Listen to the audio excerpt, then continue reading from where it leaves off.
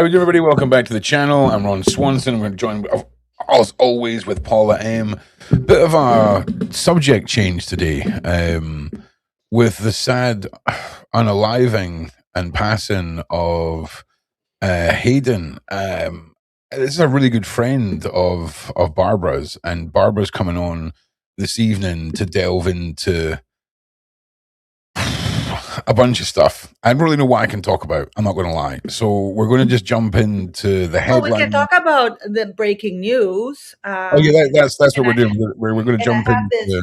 clip of this boyfriend of her, this abusive boyfriend of hers, which is insanity. It's just driving me insane. Yeah, He looks like a total creep, and I do not understand why Hayden Panettiere would go back to him, because apparently she saw him on Saturday, or she's back with him or something like that. It's like, what is wrong with these women in these toxic relationships, especially when they're in a position of power? Once you see this interview with this guy, you're going to wonder, like, there must have been something emotionally wrong with her to be with a guy like that. I don't think she was out of the woods in regards to her emotional and psychological healing. Because if you are a strong and healed, secured individual, you much rather be alone than go back to this abusive piece of S.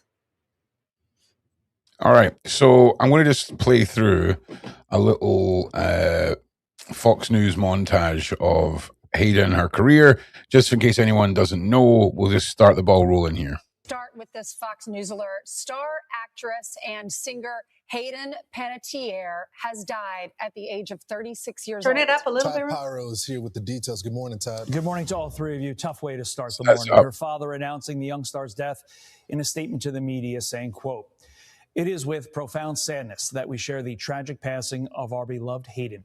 She was an incredible light and a force of nature who brought immeasurable love and joy to all who knew her and to the millions who watched her on screen." Panettiere began her career young, finding fame starring alongside Denzel Washington in Remember the Titans before landing a leading role in Heroes, where she jumped to international fame playing a superpowered high school cheerleader. She later starred in the hit musical drama Nashville, where she saw both career and commercial success, earning 2 Golden Globe nominations and having multiple songs break in to the Billboard Hot Country Songs chart. This tunnel's dark, but there's a little light glowing. Be careful with the copyright because of the songs. Yeah, good job. Yeah, I remember watching Hayden in Heroes. I was a massive Heroes fan, and it's really odd, right? Because earlier this year, I was doing something that brought up the sentence of "Save the cheerleader, save the world." And it got me thinking again of Heroes, and my mum and I have been binge watching it. She's never seen it before, and I've never seen it. I've never seen any of her movies. It was weird because Netflix just acquired the rights for all of it's this. It's one of those weird, meaningless, right? But it's a weird coincidence, because obviously I imagine people are going to go and rewatch all of her. Oh yeah, her old stuff, and that's where I knew Hayden from. Her other, movies that she's been in, the music stuff, all of that. That's not where I know her from. But Babs spoke about her last night. Okay. Yeah, we're talking about her in the live. Remember? Yeah, we're gonna delve into the weirdness, the conspiracies, but let's just jump into the headlines. I just want to say something to Neuro Queen. Fear, and I think he gained custody of child. No, yeah, you're wrong. Her ex-boyfriend, the one from Europe, I think he's from Ukraine. Yeah, she fathered a child. She had a child with him, her daughter, her only kid, and she voluntarily gave up custody, and she was living with her father because she was going through a lot of depression and mental health issues, postpartum depression. So she decided when the kid was 2 years old that it was in the best interest of her daughter for her to be with the father because she was going through some mental health issues. But it's not the same guy. I will show you the clip because in her book, she described that he was abusive as hell. And you're going to hear him because I have an interview here. So I could barely watch 2-3 minutes of the interview because the way he talks with the vocal fry is okay. When you listen to this guy, I want the side chat to tell me if you would talk to this man or what you think of this man, even if you didn't know he was Hayden Panettiere's ex-boyfriend, well, or boyfriend, and she was walking funny the last day. She needed Yeah. help walking. Edgar, I hear you. I hear you. Tune in tonight. We've got Barbara coming on. She was a friend of Hayden's, and again, I can't talk too much. I'm going to let Barbara speak when she's here, and well, you know what I'm saying. But there's a lot more to this than you could ever imagine. Isn't it funny how these people, healthy or healthy otherwise, are just dropping dead? I remember that Princess Diana's last bodyguard when she spent time with the Fayeds.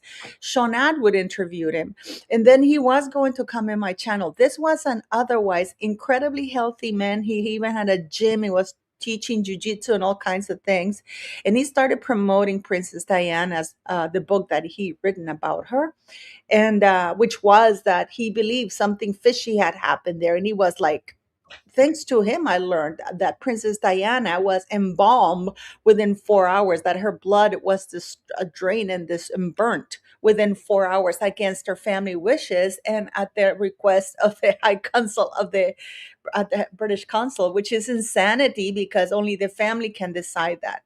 And then suddenly, like the Thursday before he was supposed to come on my show, he dropped dead of a heart attack. Yeah. There's definitely some oddities in the air, shall we say. But look, I'm wanting to jump into these headlines, and if you guys can like and share, everything is set up for this evening, and the title of the show tonight and the thumbnail may change. I'm just waiting for I think Babs is asleep at the moment, so when she's awake, we'll get this nailed down. But heartbroken celebrities and former co-stars paying tributes to actress Hayden Panettiere, who died. Panettiere. Like pan, like, you know, when you cook with a pan. Hang on a second. Panettiere. Hang on a second. Hang on, just give me a second. Give me a second. I just don't want to have empty air. That's why I'm talking. Panettiere is, listen.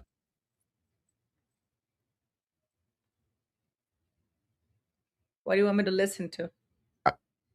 I'm saying her name's Hayden Panettiere. I was just... Okay. All right. Okay. So you kept correcting me for saying it right. It was confusing me. Paula. Okay, go. Okay. I'm trying to find the page that we were just on. There we go. Right. So her representative confirmed her unaliving to USA Today on Sunday, August 16th. The cause of death has not yet been shared. I love you. Don't be gone. Don't be gone. Please, please. Actress Selma Blair wrote in a comment underneath Panettiere. Oh my God. And underneath Hayden's final Instagram post. Actress Viola Davis, who starred alongside Hayden in movies like The Architect and Custody, described her former co-star as old, wise, and with such a deep heart, and vowed that the star would be remembered. I wish the world had more time with you, Davis wrote.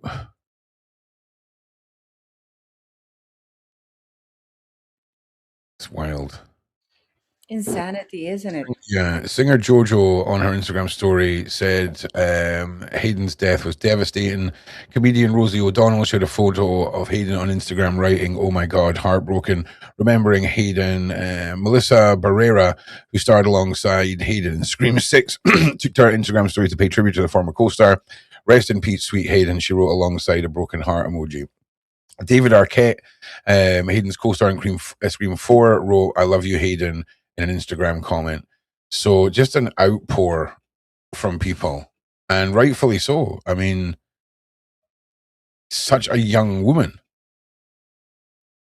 and to just oh man, to go from this is the thing. We're going to delve into her book, the fact that she's been doing the podcasts, and the things that have come out. But before we delve into that, Paula had sent me over this, and I just want to put this up here. Okay. This is Hayden and Michelle starring in the Disney movie Ice Princess. And we're going to talk a little bit, we're going to be covering this all week. This is going to be our weekly topic for the Daily Show. But these two women are both no longer with us. And when you hear Hayden talking about what she'd gone through as a child star, it's so unbelievably reminiscent of a case, Paula, of another girl who ended up unalived. Apparently she did it herself out in Australia. I don't know. To be honest, I mean, I think that's what everyone's saying. It was an overdose and a heart attack. We're gonna delve into this. I just need to play this. I want to play through this. It's like 4 minutes long. And I think it's pretty prevalent. And I need this at the forefront of everyone's minds. Is all of them. All of them. You write about a moment in your career where a friend of yours takes you onto a boat.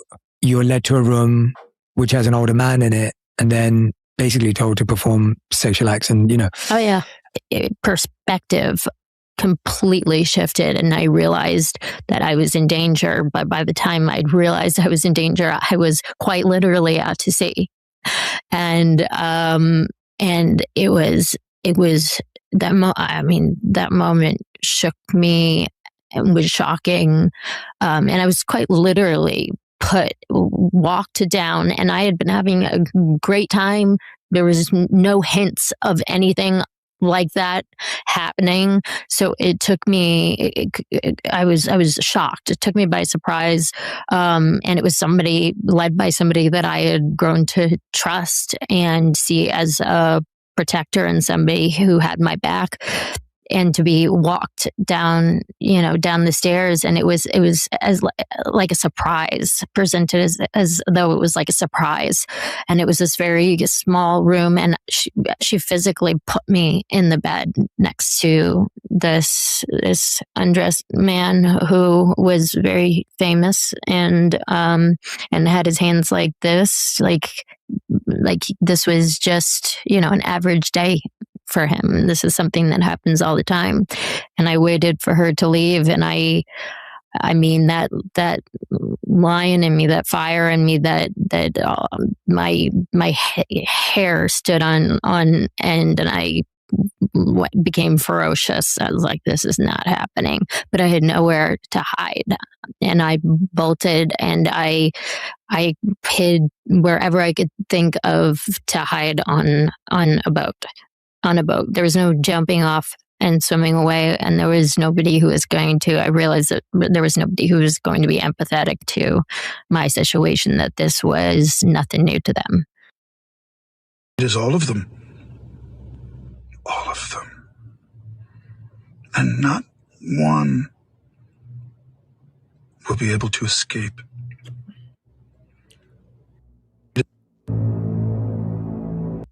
All right. So, Babs has spoken quite extensively about the horrors of the modeling industry. We've spoken quite heavily about the horrors of Hollywood. And all of this is starting to merge into one place with the story of Hayden. And I know, Paula, you've been delving into her partners, right? Well, her current ex-boyfriend, I think she wrote about him in the book, and you're gonna hear what he says right now. I mean, if you want, you can show it. Absolutely. So people can make up their own minds about this. I mean, with addiction, postpartum depression, the loss of her brother, and her experience in an abusive relationship with ex-boyfriend Brian Hickerson. Joining me today to share his perspective is Brian Hickerson. Welcome, Brian. Charlie. So in Hayden's new book, she talks about your relationship and she does not hold back. She says it was an abusive relationship. She said it was traumatic and emotional. And she even said that she kept a lot of details about the relationship private from some of her closest friends because she was embarrassed by the toxic cycle. What are your thoughts on her characterization of your relationship? Man, I mean, I think it speaks for itself. I mean, I got arrested for, abusing her, and I wouldn't blame her friends for being pissed off at me. So I don't really have much to say on that, but. Do you understand her experience about your guys' relationship? Do you see where she's coming from? We've been together for 8 years. I mean, that's a topic of conversation that came up a lot. So, I had a couple opportunities to apologize for it and reflect on it. So, I don't know. You'd have to ask her what she thinks about it. But Ron, I think he's almost 40 or something like that. Why is he wearing a cap like he's a teenager, thinking he looks cute? He's a grown ass man. I don't know about you, but if it doesn't give you the ick, Oh, I don't understand it. I It don't was understand how Hayden Panettiere could have been with this man for 8 years, not married to him, doesn't have any kids with him, because you know how some women use children as an excuse that they don't want to leave the relationship because, oh, it's because of our kids, when in fact they're harming the children even more by staying in a toxic relationship. he's got another day at the office. This is my handler. I am a handler vibe. That's what he's got for me. Like, when you see like an off-duty, like military off, like Navy SEAL or something, and they've got the backwards hat and whatever, like they're very relaxed, but that they're all business all the time. You know what I'm saying? Their job preempts, the backwards cap. And again, I'm not pigeonholing everyone, right? But it gives me a vibe of that. This whole thing stinks. And when we speak to Babs later, there'll be a little more to the story. But Ron, you're being asked that you are abusive about it, and it's like, Yeah. it's like I would have been. Yeah, I am very sorry for that. That is something I wouldn't have been talking like some vocal fry to sound cool with a back hat. It was like Wish.com Owen Wilson. That's what he sounded like. But like slowed down to 80% regular speaking. It's very odd. Can you find out the date of this for me, Paula, when this was? Yes. I'll tell you when. Yeah, I have it here. It's with TMZ. It was 3 months ago. 3 months ago. Hang on, when did her book come out? Her book came out about 4 or 5 months ago. Yeah, okay. So this is all from that. So if you've been outed by your partner / ex-partner / on and off partner / target that you're being told to handle, and she comes out and says all this in a book, momentum is gaining. She's doing the podcast circuits, and she's already went on a podcast and said a nameless, super famous man. Like, is that why she's ended up where she is now? She never said the name in the book. No, she never said. I don't think she's. This is one of the things that I will hold against her, because this man who, according to her, abused her or whatever happened to her on that boat, it's still at large doing these things because people like her refuse to name them. If you're going to write a book and you're going to expose or talk about it, give the name, because that predator, that horrific, disgusting man, and give the name of the woman who is the one who did this to you, so the authorities can look into this, because otherwise this is a never-ending cycle. It's not as simple. Because she's got kids, she can be controlled. It could happen to her kid, Ron. This is one Well, of the things I have never. No. I'm going to push back with that. no, This you're is not going to push something back that until you let me finish. Let me finish my sentence, because when we're dealing with these elites, Paula, a lot of these people are given a choice as to whether it happens to them or their kids, and this is the option most of them will pick.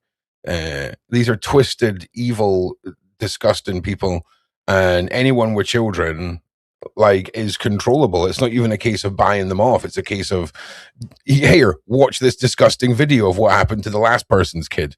And it's as simple as that. It's so, but because I get exactly where you're going.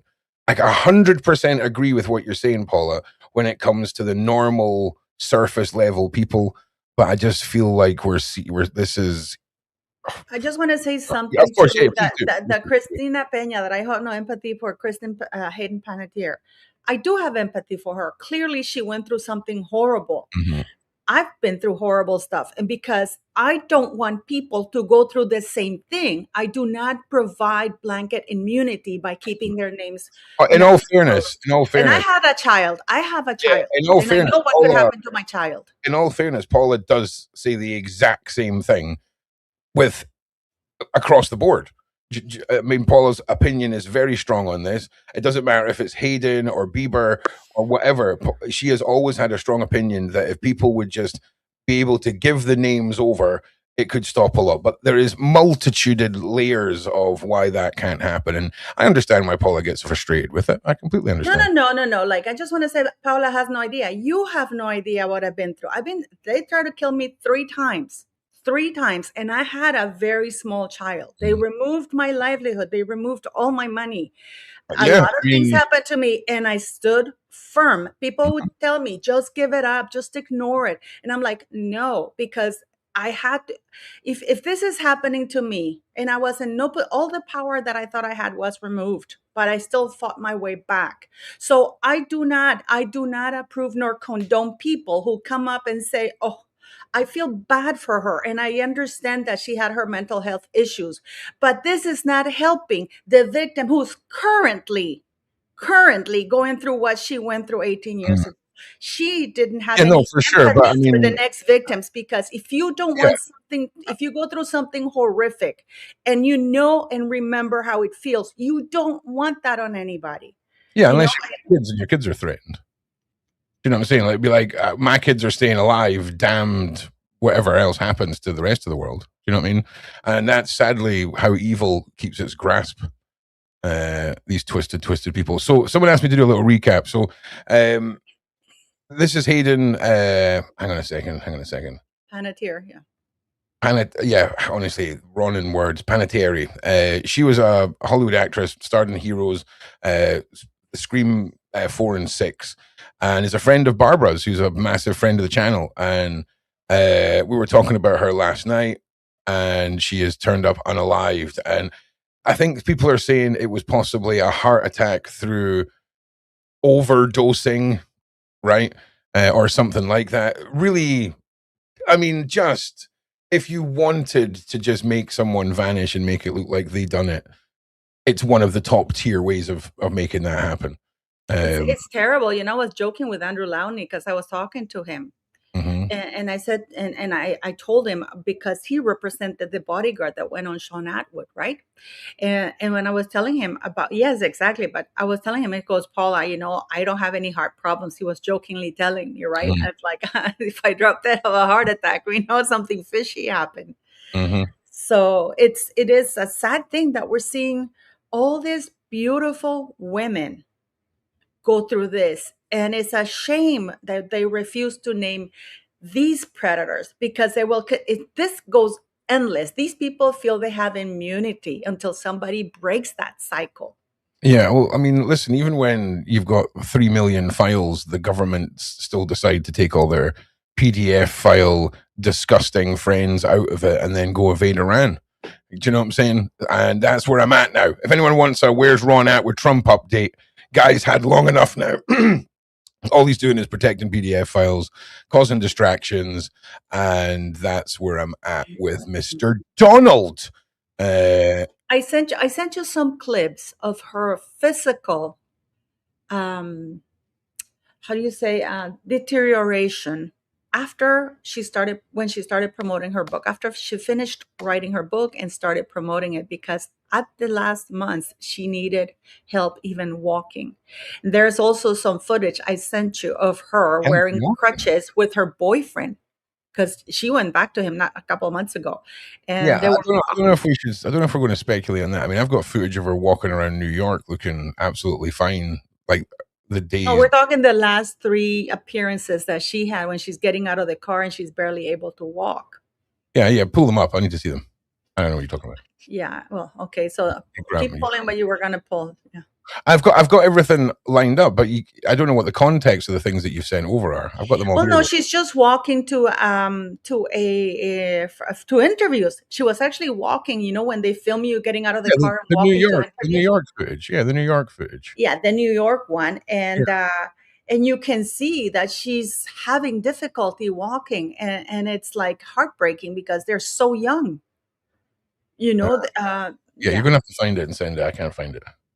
No, it's okay. Don't worry. Just do your layout of things that you have planned. Yeah, no problems. So Paula has sent over a whole bunch this morning, and it's we've got to look at both sides, okay, and we've got to kind of ask ourselves: are we seeing these poor women, right, like Hayden, who are taken to these men at a young age and through no choice? And again, international waters. Did anyone ever watch It's Always Sunny in Philadelphia? There was a weird speech in that when the boys bought a really crap boat, and one of them was talking about how when you take beautiful women out to sea, they have to sleep with you because of the connotations. Do you know what I'm saying? And if those of you know what I'm talking about, this is exactly what they're talking about. Are these moments? And we've heard Babs talk about it.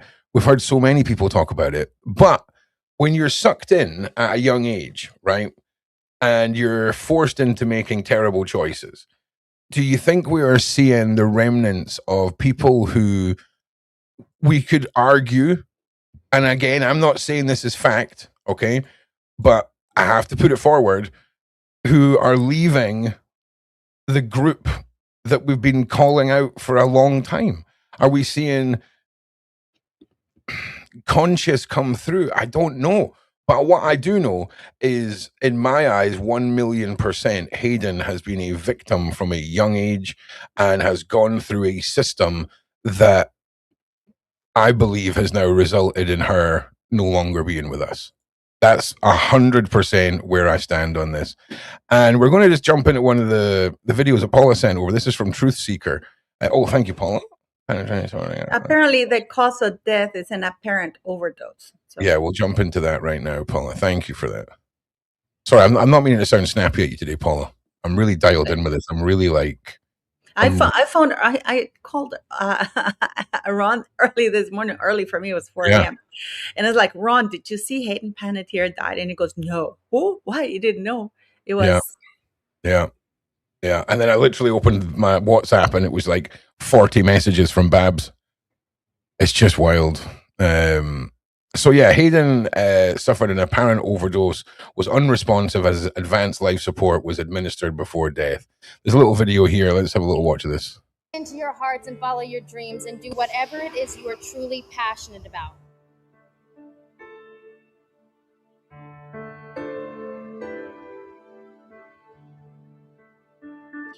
Oh, they're going to get me with this music. Here we go. I mean, just such a beautiful woman, so sad, and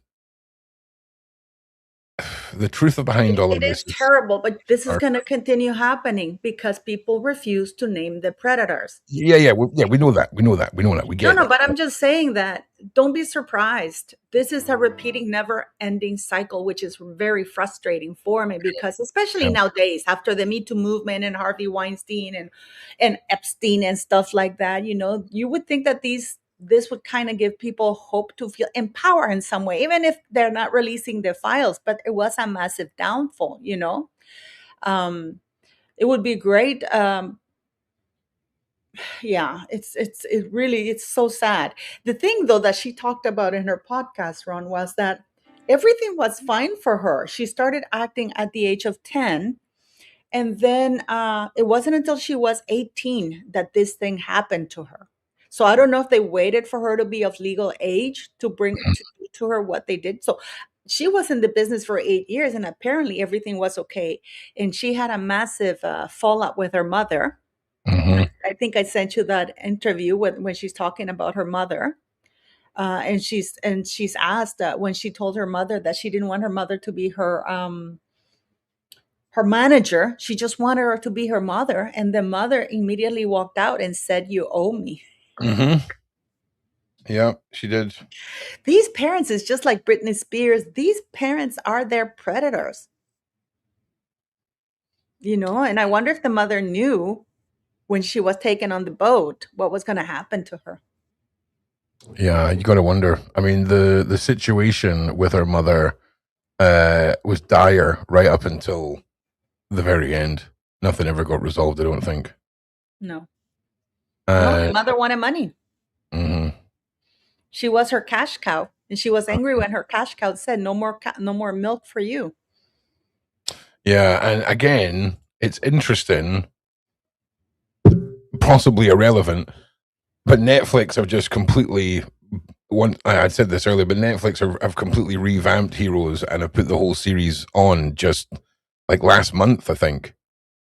I've never seen it. I've never really seen anything about her that she's in. I liked her. I mean, I knew of her, but I didn't really watch any of her. You know how some actors, some things you watch and sometimes you don't. Yeah, I'm with you. Yeah. Hey, listen, if everyone who's just joined us, if you could please do me a favor and like and share this out, it really, really helps, and I would really appreciate it if you could.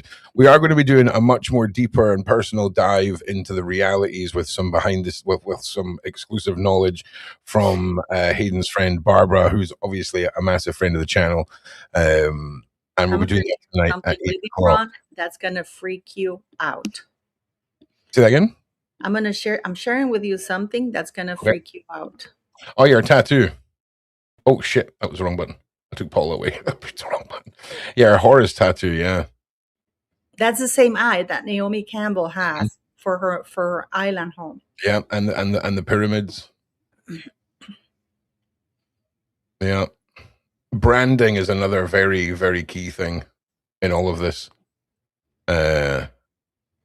And the position of the tattoo as well. I don't think I would have ever allowed my kid to go into acting or anything before they're 18 years of age, no matter what. But you're a nice lady. You're not a freaking crazy Hollywood mom. Do you know what I'm saying? But why would you put your kid in that environment? I've never understood it. I never understood it. Why? I understand that there's child actors, but when you see how bad that industry is, I mean, guys, I'm so old. I'm from the Shirley Temple era, okay? And I've heard the stories, what they did to Shirley Temple. Probably most of the people on this chat don't know who Shirley Temple is. But you hear those horror stories, and why would you put your child in there? Do you know what the craziest thing is?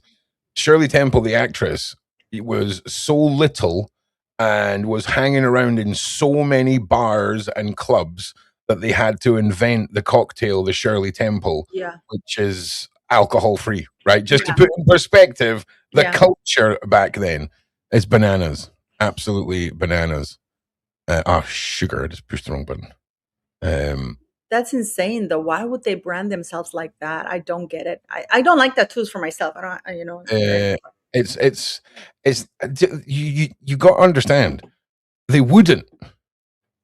Like, nobody would do that to themselves. There's no choice in this.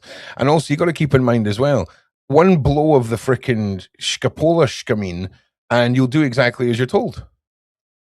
This is the thing. Like, it's bonkers. But look, here is one that Paula sent over. Hayden death with a massive ritual. Let's start looking into what people are speculating and dive a little into this video and see what we've got here. Hayden Panettiere. All right, that's freaking. His unaliving is very strange, and the way that she passed away at the age of 36 is very bizarre. Now, listen, this might be a bit conspiratory, right? But I'd rather just It's just, but sleep. Ron, at what point when you see all these young people die, Heath Ledger, everybody, at what point does it stop being a conspiracy and should people start taking a good look at what the hell is going on? Yeah. I'm just saying what this. I think this guy goes into talking about numbers and stuff like this. So I'm just saying sometimes it can sound a bit out there, but I want to see what this guy has to say. All right, when you begin to actually look into her demise, you will see that there is more to this than meets the eye. Because after doing some research, she was best known, at least from... No, Edgar, you understand when I say it sounds a bit conspiratorial is when people start bringing numbers into something like, oh, this happened on 9/3 and then she wore a shirt with 9 on it and it was 3:00. Like, cool. Like, I get that is definitely part of the mad code that is the upper elites and the blood families and stuff. But sometimes that's thrown in to throw people off of the scent of the true story. So I'm just putting it, that's all I was meaning. My perspective from playing Kirby Reed in the Scream movie series. She starred as Kirby Reed in Scream 4 and Kirby Reed in Scream 6, which was released 3 years ago from the day of her passing. And what's very bizarre about this is the focal point of Scream 6, the setting was in New York.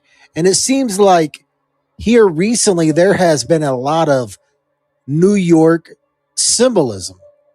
And something else very bizarre about this is the Scream world premiere for Scream 6 was actually on March the 6th, 2023. And what are the odds of that? 3/6. And then she dies 3 years later after Scream 6. Now, I know that she's had some other movies and stuff like that, and I know that she was known for starring in the TV show called Heroes. And what else is odd about this is the fact that Netflix just recently revived this show by putting this show on their app. And it's just very bizarre, the timing. They just recently revived this show by putting it on their app, as I've stated. And then she passes away at the age of 36. And what else is very bizarre about all of this is she passes away, and so does the other actress a year prior for a movie called Ice Princess. And conveniently, it was Disney's Ice Princess that she was in, that Hayden was in, alongside Michelle Trachtenberg. And obviously they were both very young at the times of their demise, if they are really even gone.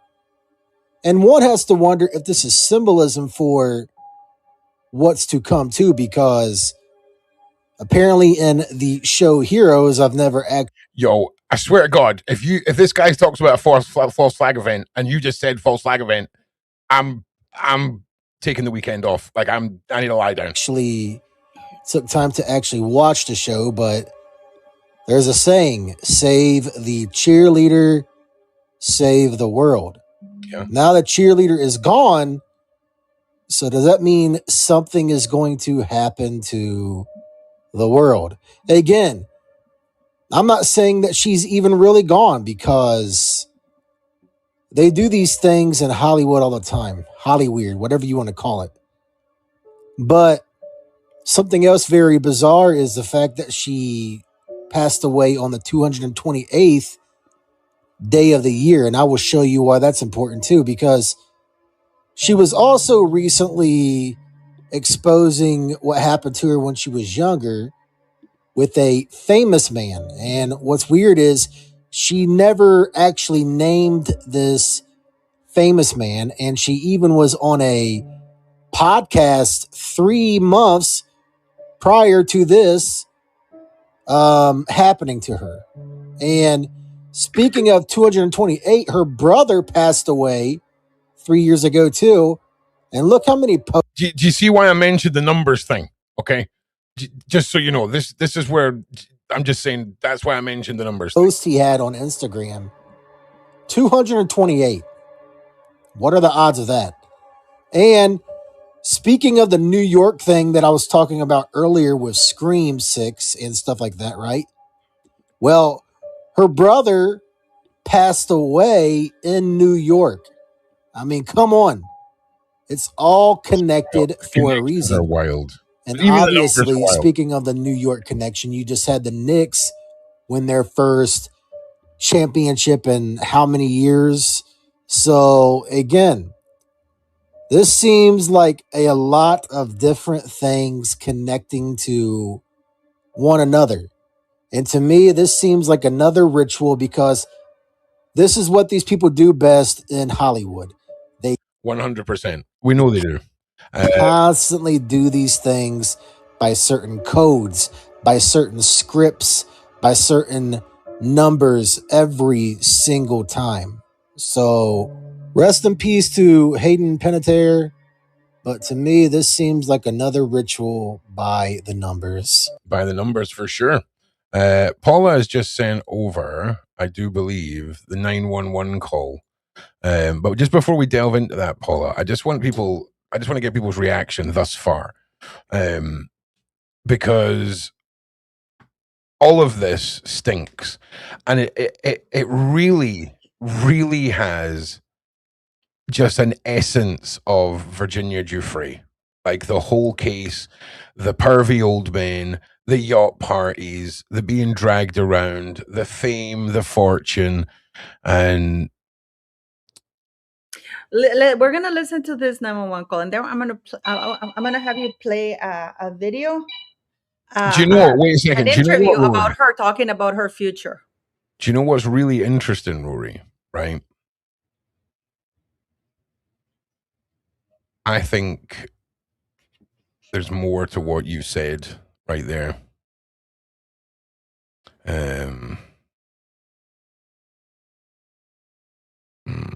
Yeah, well, I don't know what I can talk about. Listen, and listen. I can't do it. I'm just going to play this before my ADHD ruins everything.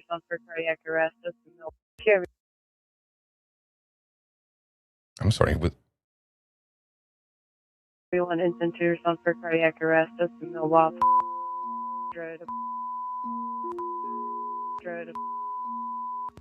Everyone instant to your son for cardiac arrest. Justin Milwaukee. I'm sorry. What? Is this meant to be her friend talking? Or is this an android? Everyone instant to your son for cardiac arrest. Justin Milwaukee.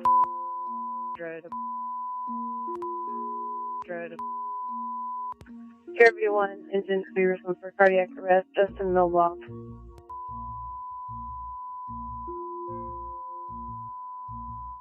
Sister 1, minute 29, responding. Overdose, CPR is in progress. Everyone instant to your son for cardiac arrest. Justin Milwaukee. Sister 1, minute. Nah, there's no way. This has got to be a conversation between the medical people. This can't be. An audio from a 911 came in. One of us says a female dispatcher described Hayden, who was 39 times arrest. So this. What the fuck? 911 call reveals that is a really is that a really misleading statement? Because it pisses me off when they do that. A few months later, male dispatcher. Wait, hang on. In audio of a 911 call made at 1:51 Sunday, a female dispatcher described Hayden, who was 36 at the time of her death, as suffering a cardiac arrest. A few moments later, a male dispatcher could be heard saying that Hayden had suffered a suspected overdose. So this must be the 911 between the operator. Why the fuck would the operator still be on the call if medical's there?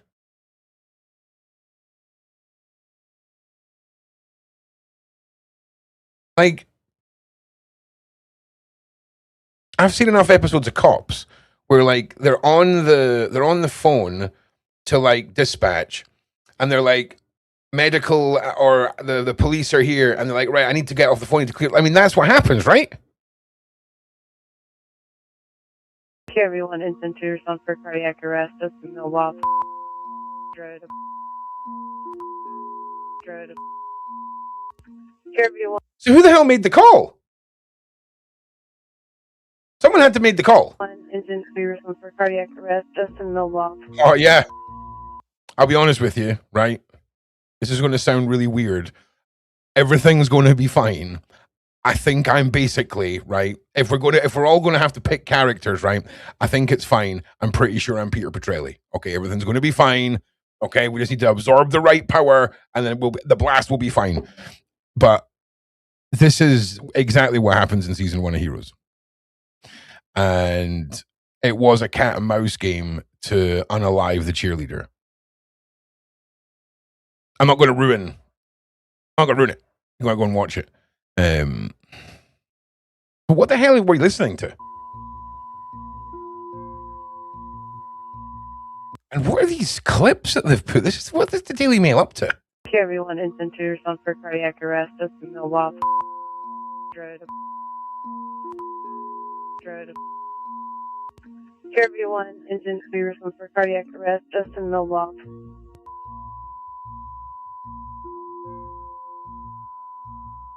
Mr. 1, minute 29, responding. Overdose. CPR is in progress. Here, everyone, instant to respond for cardiac arrest. Just in the loft. Mr. 1, minute 29, responding. Overdose. CPR is in progress.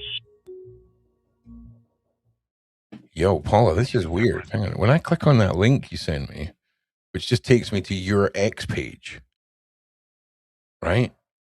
It unfollows you. And then when I click to follow you, it tells me that my account is suspended. Also, I can't hear you, Paula, in case you think I can hear you. That is weird. So can I share the post? I sent you something, which is what she was talking about, her future. So it looks like this was a woman who was planning to do something great with her life, or that she felt that she was in a good place after she came out with her book. Are you there, Ron? Yeah, they've my for some reason, something I've posted. Can you hear me? Yeah, I can hear you. Something I've posted in the last 12 hours has got my YouTube, my X account suspended. Oh, okay. So what happened to Hayden, Jean-Luc Burnell? Yeah, man, something I posted. Oh, okay. I'll share it with you here. I'll share it then, since you. That is mad. Oh, it's happened to me. Remember how they tried to cancel my account many times? Remember? You haven't even told us what happened. What do you mean we haven't told you what happened? How difficult is the plot of this to follow? Hayden found unalived. We're now going through everything that we can find about the case. We've read the headlines out. Have you turned up late, perhaps? Do you think we're going to solve the case over the internet? Are you addressing me?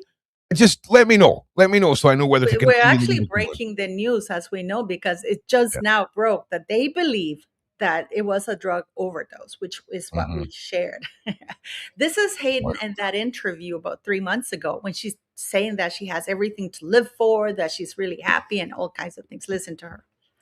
I finally feel like I have shaken off all of this darkness and this negativity, and that means I've closed one door and another door is opened, and I can feel all the exciting possibilities of a lot more life to live.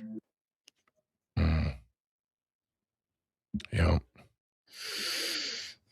I mean, isn't it funny? Like, for example, Virginia Roberts said that she never had any unaliving thoughts, right? Right. Also, I'm not being funny, but people that make like months worth of podcast bookings and like release books and all of this stuff and go on book tours they're not usually like, hey, do you know what I'm going to do? I'm going to go through all this and then just take myself out of the game. Yeah, be done with. Yeah. And arguably as well, Paula, on a career spike right now. Yeah. on a career spike. There was something that she was doing Broadway and singing, and a couple of the clips were saying that some of the songs that she was singing had actually snuck their way into the country's like breaking charts and things like this for country music. So she was on the up, but she was on the up. Yeah, so she was actually taken off, and she was doing the rounds. She was doing podcasts and stuff like that. People were asking if she named the guy on the book and on the podcast. No, she never named anybody. She told some of her friends, though. Huh? She's told some of her friends, though. That's about all I'm going to say. Yeah, but the problem is that it's not her saying it, you know, and what's going to happen now, even if her friends come out and say, she told me this, there's no way to prove it because there's lots of ways of proving it. If you got dead man switches and things like that, it's not, you know what I'm saying? So it's, you never know, Paula. You never know what might come bubbling to the surface. Yeah. I think we should play the Beyonce thing. Would you like me to play it? Yeah, you bring it up. My Twitter is dead. Like my Twitter. You should appeal because they reinstated. All you have to do is follow the link on your X, and they will reinstate it. But I'm going to show you this, Ron. Reinstate it. I like that. Reinstate it. Let me see. Please like and share, everyone, as well. The muchos helpful. Also, we're going to be going more in depth to this. Consider this the initial reaction to the internet's reaction of Hayden's passing, and tonight we're going to be delving in a little bit more into the personal world and the reality of everything that her friend Babs was privy to. Yeah, it is shocking, actually, you know, like when we think about it. Let me send this to you here. Are you sharing it? Yeah. This is Beyonce. This is in 2000. She wasn't even known. She was hired or to do the vocals for Michael Jackson in one of the choruses or whatever. But just look at this, because this is creepy AF. All right, here we go. Come on over here. Here, you can do. You want to sit up? You want to make this easier? You can sit on my lap. Michael. Hi. Okay, we're in. Okay. Hi, we're in the studio, and I have Beyonce sitting on my lap, and I'm gonna put you on speakerphone. I'm sorry. Yeah, I'm gonna put you on speakerphone to talk to her, and give. Okay, you're shaking. That's when Beyonce used to be black. Okay, you ready? Okay, hold on. Oh no, I'm gonna pass out. Michael. Yes, Mark. Here we go. I have Beyonce here. Hi. Hi, Beyonce. How you doing? Oh, good. I really appreciate you doing this because we're giving back. I'm very honored. I can't believe I'm doing this. Yes. Sweet. Thank you. Thank you very much for giving me this opportunity. But thank you. Brad Buxer is putting down the track now. Right here, Michael. Brad, yes. You're putting down the track now. Yep. Yeah, Beyonce's going to go in the studio and lay it down now, and you're going to give her inspiration. Michael, when she was listening to the track, she fell in love with it immediately. Yes, I did. I love it. You did? Yeah, Yes. immediately, Michael. It's wonderful. She lit up, immediately from the very first line of the first verse. But please don't, Beyonce. My voice. Your voice sounds great. You sound... He was getting over the flu when we recorded this. Getting over the flu. I had the flu. Just as a FYI, that guy, Mark Schaeffel, the guy that she's sitting on his lap, Michael Jackson fired him because he found out that he was doing adult film, you know, with young women. This is only a demo track for everyone. That's how his voice sounds when it's when he has the flu. Well, it sounds wonderful. And the first line, I screamed. Literally, I screamed. And Michael, she's, these guys can sing. I mean, she's going to nail this. This is great. So we're happening. The vibe couldn't be any better. Let's get going then. All right, let's get going. Love you, Michael. I love you too. All right. Yeah, I mean, just love you. Beyond weird. These people. How can Beyonce sit on a white man's a man's lap like that. And she's quite comfortable because, when she threw her head backwards and leaned over towards him, you have familiarity with that man. That's quite intimate. And, I've from enough body languages, things I've heard, when you expose your neck, you make yourself vulnerable. That means that you trust that man. That means that that is not the first time that you have such body contact, And now Kanye's statements kind of make sense. You know what I mean? Yeah, I mean, they're all weirdos, but what I want to just jump over to Paul, if that's all right, is let's just take a look at Michelle's case, right? Michelle Trachtenberg. This was a friend of Hayden's, also passed away last year in February. And I want to skim the surface of this because these two were in Disney productions together, and it's just weird. Michelle died aged 39 on February 26, 2025, shocking fans who knew her work across different projects, including Harriet the Spy, Buffy the Vampire Slayer, and more. Police found that, actually, hang on, let me just do that.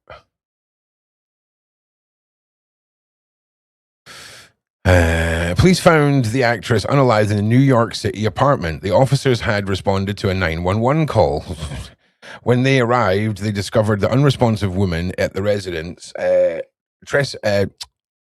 Trachtenberg was pronounced unalived at the scene and was later identified in person. The New York City office chief medical examiner originally ruled her death as undetermined, and her family refused an autopsy on religious grounds. In April 2025, the coroner confirmed the cause of death via toxicology test, renewing question. Hang on. In 2025, the coroner confirmed her cause of death via a toxicology test, renewing questions about the star's health. Here's what we know about Michelle's death, including the case. Okay, the autopsy. The day after Michelle passed away in New York City, a medical examiner office told People magazine that her family had objected to an autopsy. Trachtenberg's parents are Jewish immigrants from Germany and Russia, and oftentimes autopsies are not performed in their faith because bodies are believed to be sacred, as the Los Angeles Times reported. If an unaliving, if it's a self-unaliving, if it's an unnatural or one of those cases where no one's going to be prosecuted, the autopsy may not be required by law. Legal expert Niamami Rahamni explained to People. He continued, the problem is sometimes we've seen autopsies become public and the family members will automatically file lawsuits to keep autopsies private, because sometimes the information in the autopsy, they can cast a bad light on the deceased. Because the autopsy wasn't performed, the medical examiner was only allowed to conduct an external examination of the actress's body. This is, again, just wildly sus. Michelle had undergone a liver transplant before she passed away. It may have been experiencing complications. Sources told People that the actress had been struggling over the last year and was really, really down emotionally. Is that not what you said you felt Hayden felt like over the last year? During your research, Paula? Over the last year, she was really, she told People that the actress. Well, this is what she was saying. She was saying that she was happy with this book. Is like, by her releasing this info, it's like a weight had been lifted off her shoulders. Mm-hmm. She was finally, well, you heard her with her own voice. This is like 3 months ago that she said that she felt finally like there was a door opening and like shut down that door, and she was ready to now move on and take on the world, that things were looking up and she had a lot to live for. So Jean, your evil overlord perception is the same as mine. Like let's be honest, if you knew that somebody like Hayden was going to pass away and you're an evil overlord, you're going to be getting her stuff on your streaming service, right? And this is crazy. Ron is into collectibles, and I was looking at Heroes collectible stuff. The Tops do cards that have got bits of the actual costumes of the people that were in Heroes in the cards, and all the Hayden stuff was like $30, and most of it's up to $90 and $400 now. Everyone is going to be everything's going to go that way with it. That's just how it goes. I do agree, because Auntie Lawyer was saying that she started using again, and from too bad that you that well I could play it, but you can see her when she's when Michelle she's or Hayden. and that Hayden Panettiere had started using again, because you can see it. This is why I said to you because she started doing these rounds of podcasts and stuff, and you can see her walking from the car. Yeah, you need to pull it up. Yeah, you need to the way pull it up. she's talking, it's like pretty. Yeah, pull it up. Grab the thing. You said this earlier, and I said you got to pull that up, because I'm not. Okay, I'll do that. I'm not subscribed. I'm not subscribed to the same narratives as you on some things here. Okay, so let me just finish reading through this anyway. Through diagnosis. Yeah, hang on. Let me cut back to you so you can see what I'm doing. Okay, I mean, yeah. Okay, so a spokesperson for the New York State Office of Medical told people that they were able to determine the trench's cause of death through toxicology testing, which can be done without autopsy. Though less than 50% of all diabetes-related deaths. Okay. Wow. So arguably,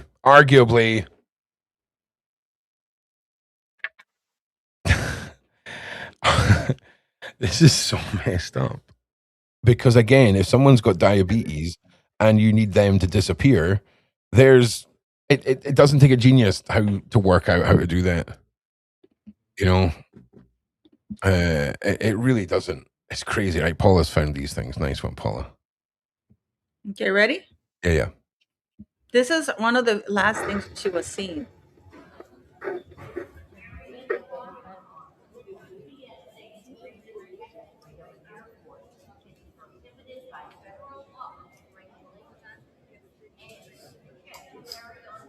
Definitely avoiding the paps. Is it the paps, or is it somebody that's without his phone? Paps. Yeah, it's the paps.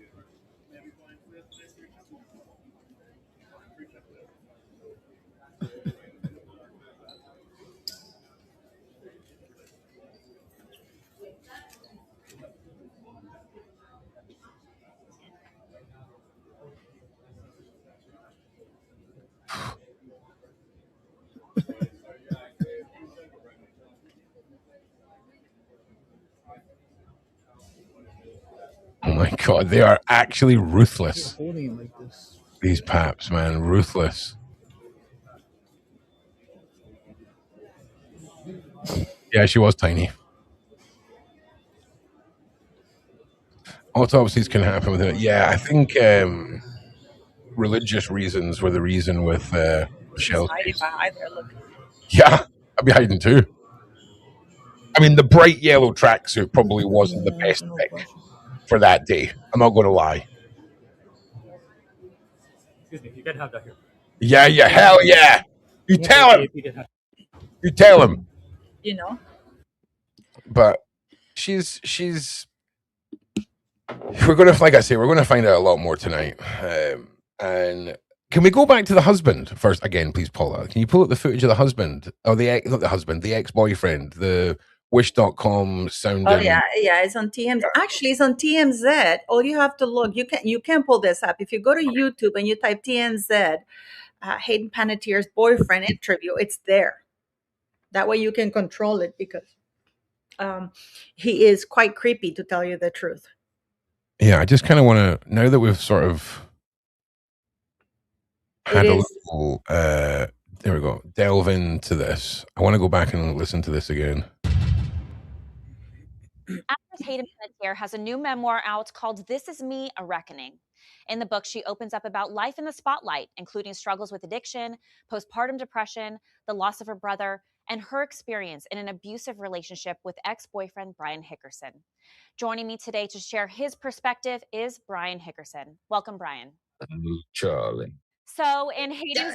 What was that? Charlotte. And why is he even speaking out? He's trying to capitalize on this woman's book to get some highlight on, because he needed to speak out. Speak out and say what, you dumbass? You know, it's like, what are you going to say? Like, hide your freaking face.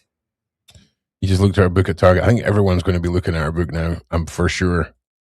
I think some people were saying that it's been dropped off of Amazon or something. I'll double check all that. But let's about your go through this. relationship, and she does not hold back. She says it was an abusive relationship. She said it was traumatic and emotional. And she even said that she kept a lot of details about the relationship Why is he private from smiling? Why is some of this her prick closest friends because she was smiling? embarrassed by No, the it's not toxic even cycle. smiling. It's smirking. What are your thoughts on her characterization of your You know what I mean? relationship? Man, I'm Smiling. I feel like smiling's not as bad as smirking in this situation. yeah. I think it speaks for itself. I mean, you know, got arrested for, What is that? I think he's just reserving all of these facial muscles for later in life, I think. Abusing her, and I wouldn't blame her friends for being pissed off at alert. me. So I don't really have much to say on that, but Do you understand her experience about your guys' relationship? Do you see where she's coming from? we've been together for 8 years. Pause. You see? He says, we've been together. That means that they still together. That's a topic of conversation that came up a lot. So yeah, you know, I had a couple opportunities to apologize for it.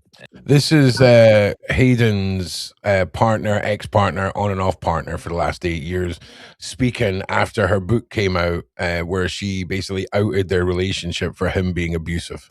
We don't know if he found her because he had been with it. her on Saturday for sure. Mm-hmm.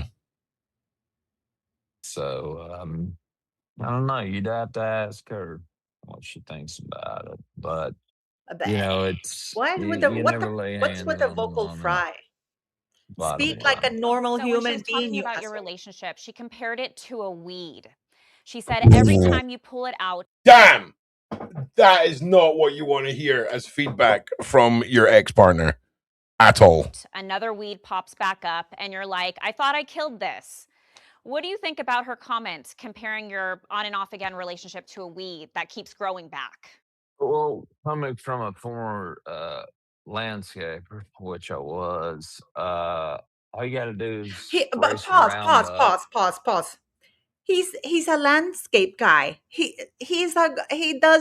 mows your lawn. That's what he does. Now he's upgraded to I'm a landscape guy. No, dumbass, you were probably, mowing the lawn for neighbors, asshole. Sorry, Ron. Yeah, that's I'm right. a landscape guy. Yeah, but do you know how like I'm a freaking CIA handler this sounds? Where does these women get these men? Why do they end up with these scumbags, dirty looking scumbags? They're Even now I can sense just assigned to them and basically told behave or you'll become unalived. And then you put up with it for 8 years and then you write a book about it and then they unalive you. right there on it. She wasn't talking about me. She was talking about her terrible mother. So you don't think she was talking about how you No, guys you broke up asshole. and She got was back talking together and about then you. broke up again and kind of had that cycle? No. He thinks he looks When hot was the by last time you smiling talked to sideways. Somebody Hayden, told him and what smile was that sideways and conversation you like? look hot. I talked to her yesterday. Were you guys I talking? just point out there was this guy in the back here was just rocking an inanimate object like a baby in the last scene. So there's a little side quest to keep a lookout for in the background here. About the book, or what was the conversation? The conversation was about the book, and she was, you know, of course, she's worried about it. You know, it's her first book, and you know, who wouldn't be nervous about it? But you know, the only thing I said to her, I was like, "Look, dude, You know, someone was like, right, when you blow the devil's breath in his mouth this time, tell him to talk out one side of his mouth just for a laugh." But I think he's Well, you doing got it one of because somebody told him he looked sexy that way. crazy Either that or he's like mid Bell's palsy recovery. stories I've ever heard in my life, and My when life. people read it, Pause. He thinks, I can tell you that is not his natural way of talking because he sounds very forced and he's crunching his teeth because he thinks he looks sexy that way. And he doesn't have Bell's palsy. I'll tell you why. Because one of my mates had Bell's palsy, and what happens is your eye grew. I had Bell's palsy. I can talk about people. It's like if you're not a white person and you say the N word. Okay, I'm part of the Bell's palsy crew. I can speak out about Bell's palsy. I can accuse people of Bell's palsy. I can support those with Bell's palsy because apparently you can I just can tell wake you up that one day. my mate Eduardo, when I saw him, I remember I went away for like 2 months on vacation, and when I came back, I was like, "Oh, what happened to you?" You know, and like I can still show you because they didn't treat it right away, so it kind of lingered a little bit. But he doesn't have this guy's not a recovery from Bell's palsy. Listen, he might be. Okay, I'm just saying. Also, though, do you I think don't he's see you do you talking think, like a moron. Excuse me. Paula, you I were don't there. You were there for the months I know, of but what I'm royal saying mess. right now, I was even right there. during your, I know, but even when you were going through that, you were not talking like a douchebag. No, obviously, I'm not a There douchebag. you go.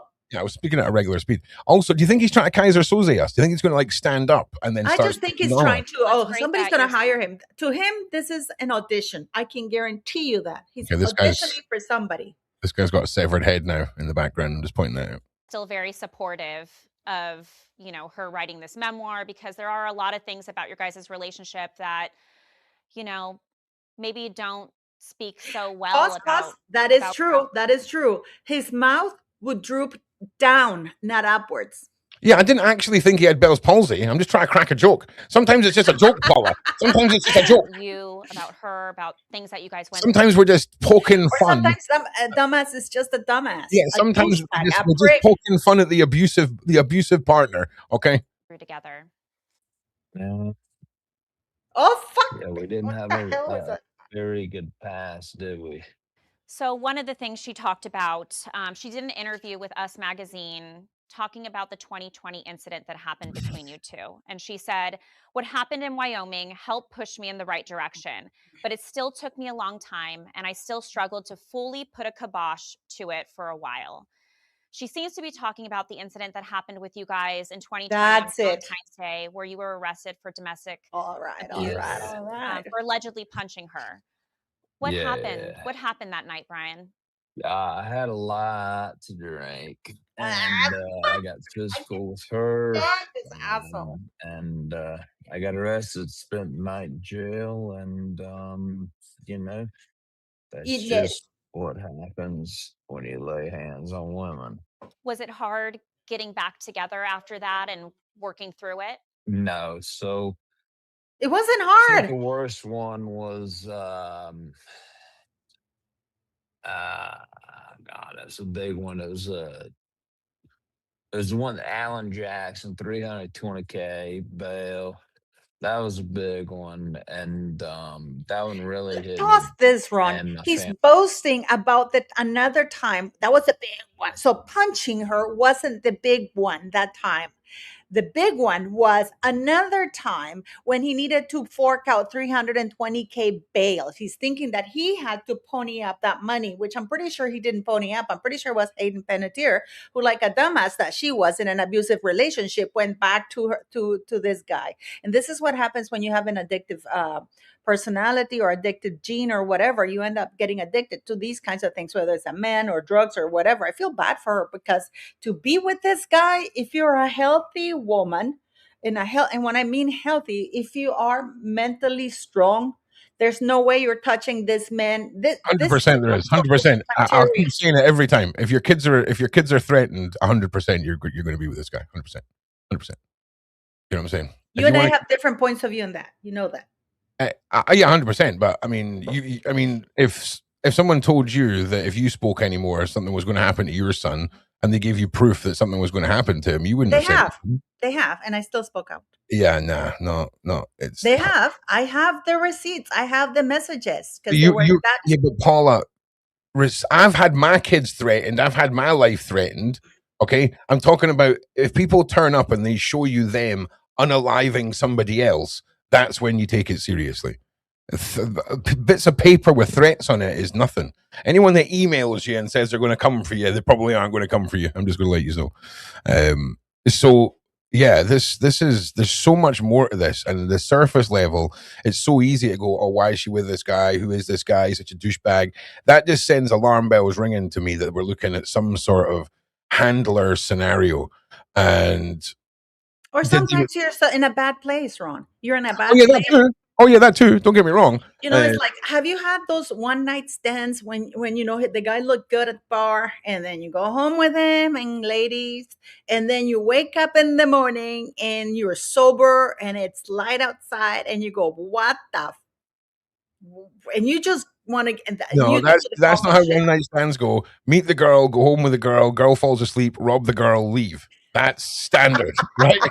Like if you're not doing that on one night stands, you're doing it wrong, boys. Like my Like, my my best mate, she married this guy who was a complete loser, and she had 3 kids with him, and it took her a long time to get over him and to divorce him. And now that she's divorced and in a much better place, she's like, I can't believe I even married the fool. Because you know, you this is why I'm saying she must have Also- been in a bad emotional state to keep going back to this idiot. Yeah, I heard you the first, second, and third time. I just need to say, I don't think she had a choice. That's what I think. But if Paula, if we're going to take the argument from this is a real relationship, a normal guy, I fully agree with you, Paula. But I believe that this is a different situation, basically. So I'm not saying you're wrong. I'm just throwing mine back in because this guy reeks of he's too stupid to be a handler, which is usually a good sign that he's a handler. Very, very, very badly. Oh my God. And then after that, I think Can you imagine if you went somewhere and this guy was a public speaker and you were trapped there for like 90 minutes? But you know what's the saddest part? He thinks he's actually nailing it. He thinks that he's doing his Matthew McConaughey, whoever. That's who he's trying to imitate, you know, by grinding his teeth, and he thinks she's going to speak with the S. You know, I was in Texas. Here's the thing. We only see the person that they want you to see, right? And listen, it makes way more sense to be so stupid. He's like the Comic Sans font of people. Like if I was to send you an important email written in Comic Sans, you'd be like, "What the action? I can't even take this seriously." The Vixen says he's nailing the role. He's nailing coming up as a dumbass for sure. Yep. Mm-hmm. And somebody's saying he doesn't sound compassionate. That is something he can't muster, no matter what you're saying. Yep. This guy can't muster regret or being remorseful, because I fully believe he doesn't see that he's done anything wrong. Yeah, and one step further, Paula. I mean, if we want to go full tinfoil hat, you know, he may have just been. In fact, you know, let's not go down the rabbit hole. Let's just single fight. We had the best relationship that. Yeah, the best relationship. I refer you back to 3 minutes ago, sir, when you mentioned that you were arrested for punching her in the face. I think anybody could ever have. I mean, she was like, she told me she was like, what? Right. I seriously want to watch this back, and I just want to watch this man. I just want to clarify something. I didn't have one night stands, but I would go pick up my best mate. She was so beautiful, and I don't know how she picked guys, and they were all over her. I never had one night stands because I was too shy. But I would see my mate, and I would go pick her up, and she was like, "I can't believe I went." And she was. You bring men back to the farm and fed them to the harvest gods. Okay, I'll tell everyone everything. Okay, I've got but it's just that my friends, you know, and she would tell me, "I can't believe." I said, "Why did you go with him?" Because you look good at the club. We're going to hear this man. We're going to hear this man talk about this relationship. And it's the second or third time where the question that's been asked, he said, well, you're going to have to ask her if you want an answer to that, which is mental considering he's the one being asked about his action and his experiences. It's very, very peculiar. I think the worst one was. But does he understand that? Wait, pause. I just want to say something. No. If you started from that, which is great. If you start from that and you don't know what he's talking about, you would think that somebody did something to him. Right? Yes. It's victim tone all the way. Yeah, it's like the worst one was in 320. 320K bail.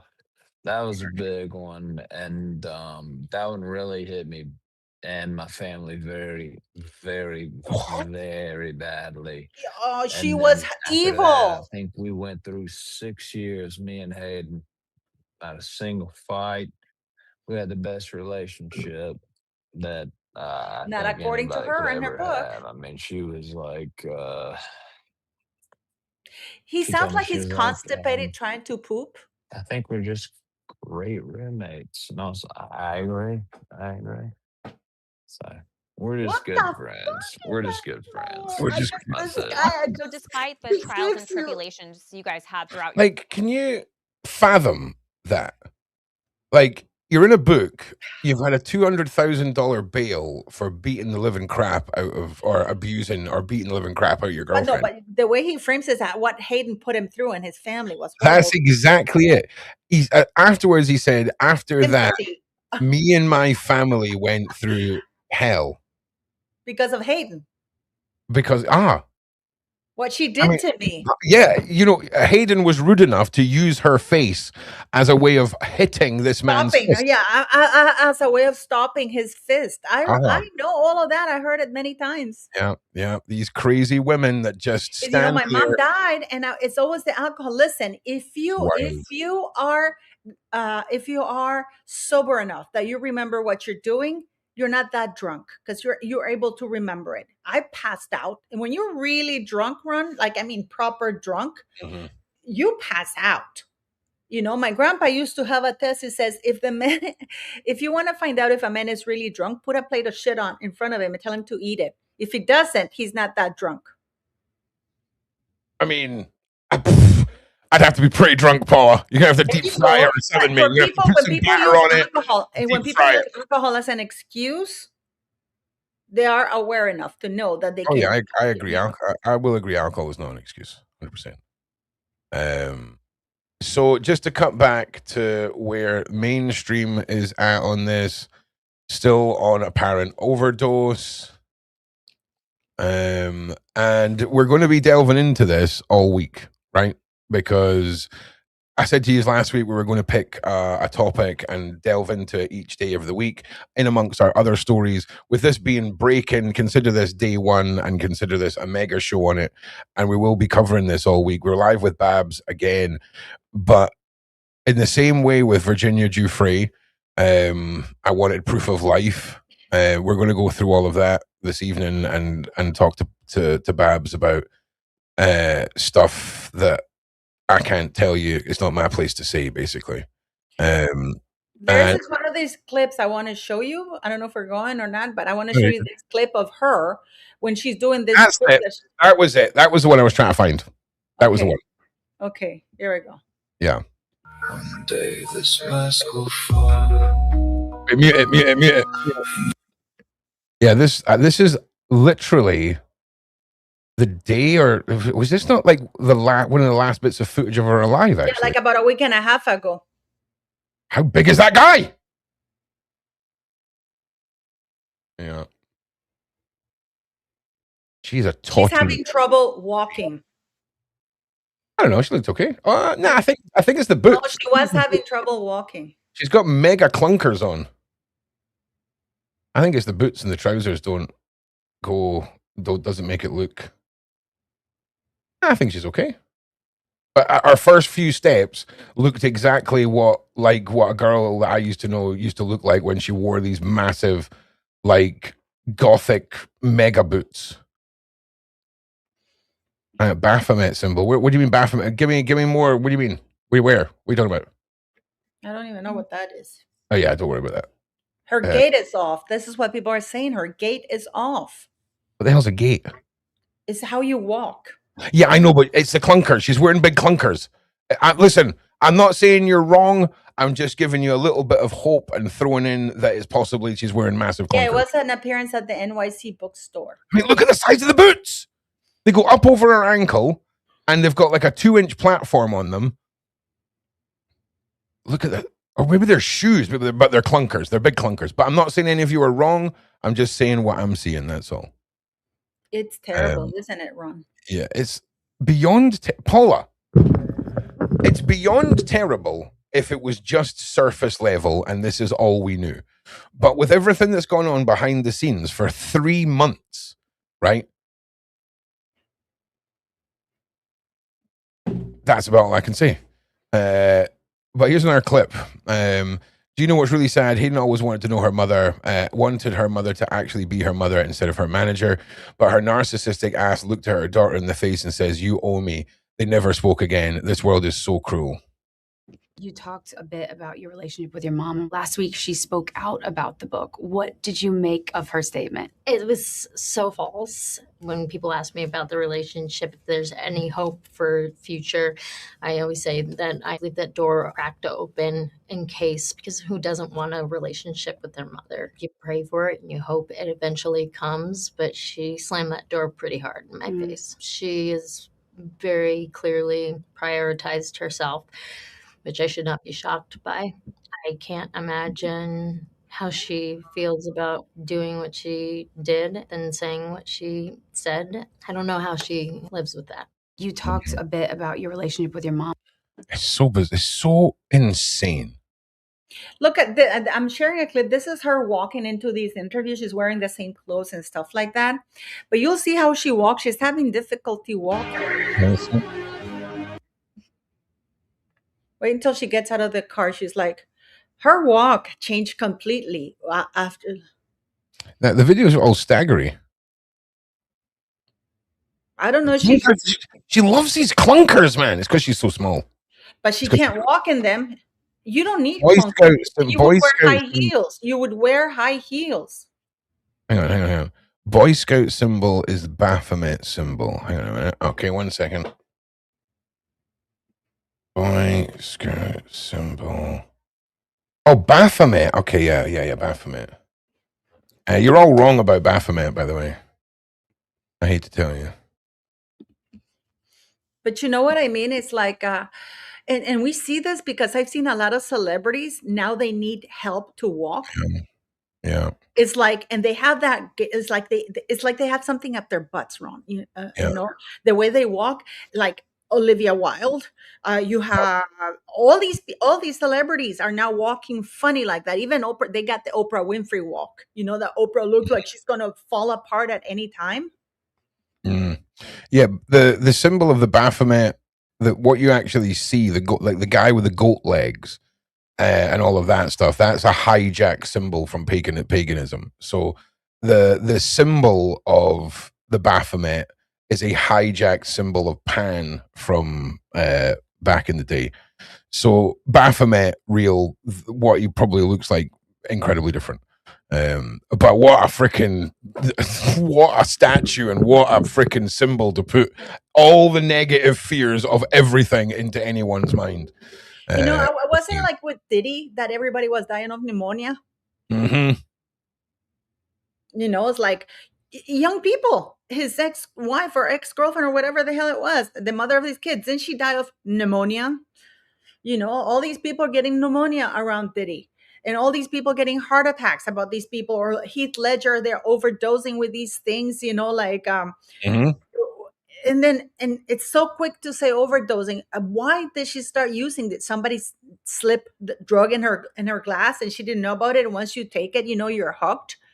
You know, like that Seinfeld episode when Elaine is dating this guy who was an alcoholic, and Seinfeld by mistake puts his vodka glass down next to his water glass, and the guy takes it and he goes off the wagon. You know, you never know with that creep. That guy is so ick. Yeah. I don't think it's putting. You know why I don't think it's putting a show, Ron? Because he can't show compassion. That's how much of a narcissistic prick he is. This is a guy who's mowing the lawn for neighbors, probably getting paid $5 an hour. And Brittany Murphy, another one. And what I'm saying is like, he can't even act compassion or remorse or anything. So I don't think he's putting an act of a dumbass there. I just think he's truly a dumbass. If it were a good actor, he would show some remorse. But if he says, "Oh yeah, the 320K was bad, that hit my family hard," what? That you're a abusive guy? Why don't you say why you had to pony up 320K? So this is why I don't think he's acting to be a dumbass. I think he truly is a dumbass. What I think is trying to act is like to look hot and sexy and like a cool guy. I just want to be straight up. Younger Ron, right? There was no woman more beautiful in the world to younger Ron than Brittany Murphy, right? I just want to she was, and she has such a voice. Did you hear her sing? Nah, maybe. Of course, in the Penguin movie, she sang "Can anybody find me somebody to love?" I urge you to listen to it Penguin because movie. The yeah, new with one. Nicole The new Kidman. one. She was with Nicole Kidman. She was the Nicole voice of one of Kidman. yeah, and Robin Williams. She was in the movie The Penguins. Penguin. Yeah, she can. Any you guys, have you heard that song? See, I've heard it because my son at the time was young and we were listening to those, and I like it. Can Yeah, anybody that's find me too much of somebody a to love? weird. Somebody to love. If you listen to her singing "Somebody to Love" and that thing, that is her voice. Okay. Yeah. Listen, I'm not here to argue with you over that. Don't worry. I'll take that. Ashton Kutcher, ugh, his ex-girlfriend died violently. Nobody really investigated that death, in Yeah, spite of I. the Do fact you that know what he what? said Do you was a know what? lie. We'll delve. Do you know what? I think that's what we're going to do all this week. I think we're going to find. We're going to be following everything that comes out with Hayden and delving down as many rabbit holes as we can. But like we've already said, this isn't the first time, and it won't be the last time that people just mysteriously and for whatever reason vanish. Look at what happened with oh God, Bennington, freaking from Lincoln Park. You know too much. You know too much, and they got to take you out of the game. And I'll tell you this right now. We know how it goes when women come forward and make threats. Now, you don't have to come out as Hayden and be like, oh, I'm threatening you. I'm making threats at you, famous naked man. Coming out and saying the existence of this famous naked man has left her lips is enough for people to be absolute Chester. Thank you. Enough for people to be terrified. I often said to people, I said, do you know what Virginia Giuffre was? To all of the people that were smart enough to not end up like Prince Andrew. Do you know what she was? A fucking loose end. Okay? Yeah. A And I gotta loose tell you something end. that people don't want to talk about it. The mainstream media doesn't want to talk about this because, yes, famously, she called Meghan Markle as a witness for her lawsuit, but she named two other people there. And there's one that is the King of England at the United Kingdom right now because she called Fergie Prince Charles at the time, and Rachel Meghan Markle. She called the three of them at witness. The problem is that the world chose to focus on Meghan Markle and this is a very savvy PR that Charles did, that he threw the focus on Meghan Markle to, oh, people are not talking that Virginia Roberts called Prince Charles and Sarah Ferguson and Meghan Markle, which means that there would have been a connection between Charles, Fergie, and Meghan, and Epstein and Andrew way, way, way, way back. But the world is not talking about why did Virginia Roberts wanted to call the now King Charles as a witness for a case that happened way back. 'Cause she wasn't calling people that knew Andrew just now. She was calling witnesses that were like at the time who would know about what was going on. Nobody wants to talk about it because Virginia Roberts did name names, but because Charles has a powerful PR machine, they said, "Oh, they're calling Oh Meghan my Markle." God. What? I'm just going through. So I'm just down a rabbit hole right now with this was the father of Hayden's child, this Ukrainian former heavyweight boxer guy. Yeah, I told you that he was from Ukraine, and right now I think is the mayor of Kiev. You didn't know that? Yeah, no. It was you that's told me, and I'd pulled this up, but then I forgot I'd pulled it up, and then a side quest, and now I've found it again. Like, I told you that the ex-boyfriend was from Ukraine. okay.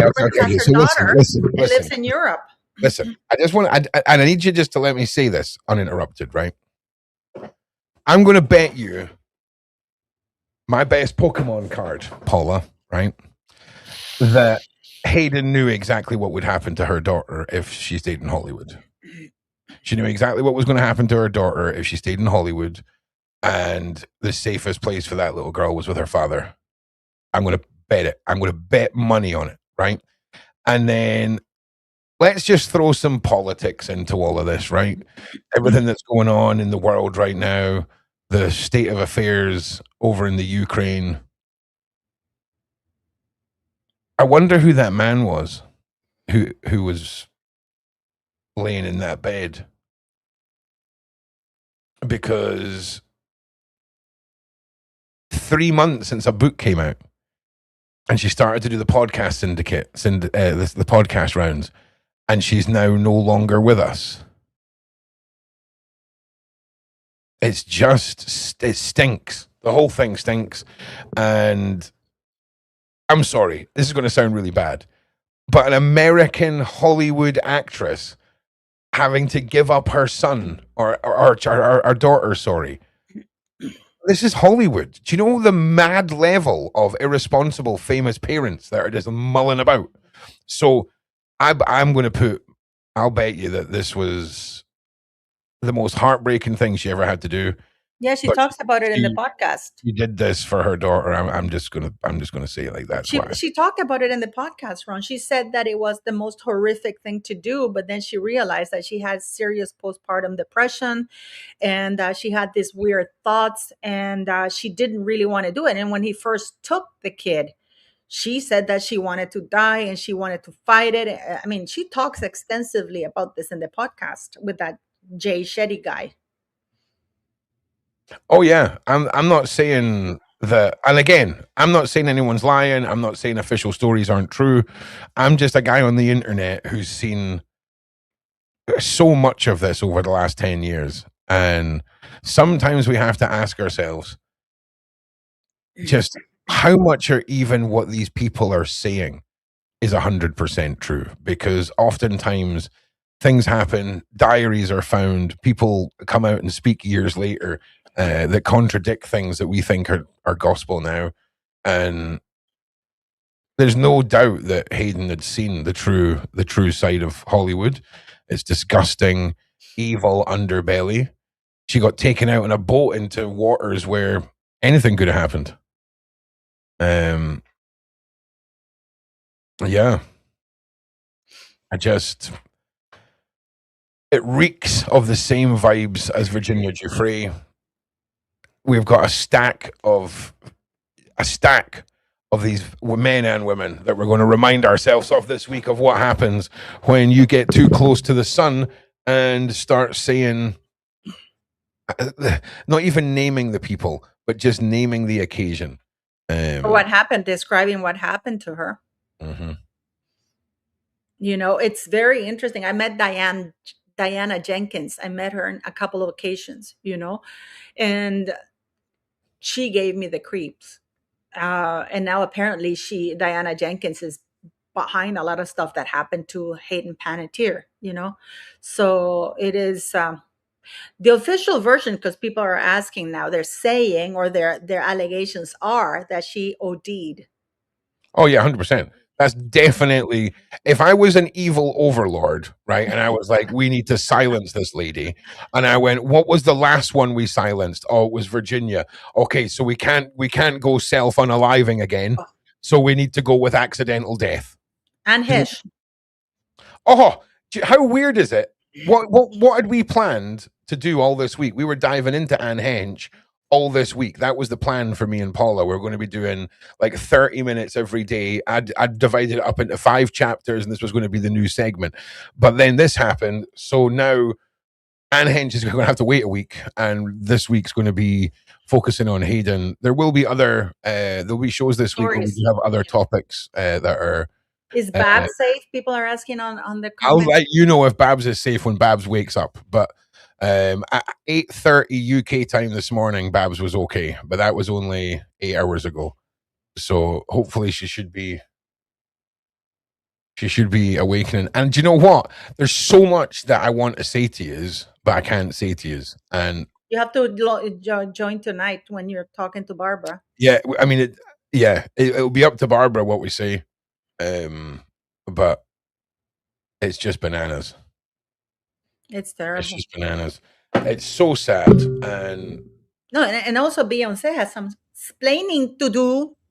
Yeah, Beyonce. You know, like Lucy, you have some splaining to do, because if you get to the level of Beyonce, like a singer or an actress, and you survive all this crap, because now they're talking that Selena Gomez, that her lupus was fake and that she was actually on rehab and she sold her soul to the devil. This is why she was suddenly healed, and now she's being sued for fraud. I mean, you have all these people where all these shady things, and Oprah now closing her school. Her plane was 11 times at Jeffrey Epstein Island. Do you know? Say how many times? 11 times. Oh yeah, that's too many times. And one of the things is that Hayden Panettiere, one of the last interviews she did was with Gayle King. Do you know who I've often wanted to do a deep dive into, but I'm genuinely just too scared to find out? The Olsen twins. Do you remember these two? Oh, yes. Like, what's going on with them? Like something, I'm not judging anyone, right? But I'm just saying there's something really bizarre. Something's went on. I've not done down this rabbit hole. We may do this. But yeah. Bruce Springsteen, all those people, is like something is not right there. I would be crushed if I find out John Bon Jovi had something to do. No one says she's bad. No one says she's bad at all. Just so you know. We are not. We're all good. We just don't like extremism. Okay, that's the best way of putting it. But no, I don't think religion. I mean, I'm Catholic, but I'm not Opus Dei. Opus Dei is the extreme Catholic thing that properly. Mm-hmm. Didn't she But have a brother? it's such a thing. It's such a sad thing. It just shook me because I wake up at 4 a.m. in the morning and I find this, and we just talked about her yesterday. Literally, we talked about her yesterday. So I immediately reached out to Ron because I was like, and Ron didn't believe me. I don't think you believed me. You were like, what? I think you were like, no. Yeah, that's exactly what it was like. It was exactly like that. Listen, the deep dive into Naomi Campbell. Listen, you want to go back and watch Babs and Paula and I's interviews. There's a couple of them that go right into Naomi Campbell, is she a man, her transportation, her unalivings, her private island, and just she is not cool. So Babs has been very outspoken about her for a long time. A long time. It is actually quite. People at some point they have to stop calling this a conspiracy theory because clearly something is wrong. I mean, you have Justin Bieber. He sold his entire music. I don't know how you call it. Not albums, but the music. I don't know what you call it. And the same thing with Britney Spears. Yeah, the corporate masters. Yeah, they sold their things. Sold their songs. They sold their portfolio, their song portfolio. And it's like they want to cut completely with the past.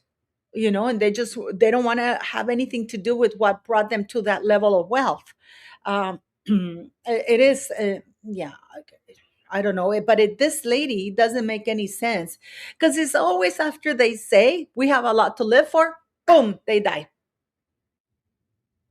Isn't that something wrong? She literally just went on a couple of podcasts and she said, I have a lot to live for. I am very happy. My life is taken off. And then she goes, you know what I mean?